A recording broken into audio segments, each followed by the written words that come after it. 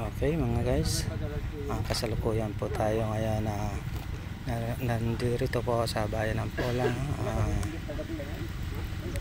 habang tayo po ay naghihintay doon sa paghatid sa huling hantungan ng isa po nating member.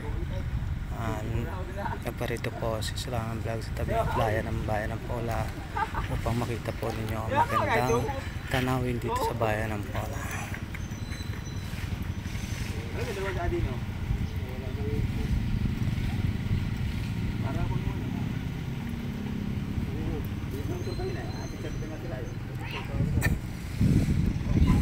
Mga idol, napakaganda po na tanawin dito sa bayan ng Pola. Talaga makakalanghap po kayo ng sariwang hangin. Dito po isinilang si Silangan Vlog. Diyan po sa karagatan na yan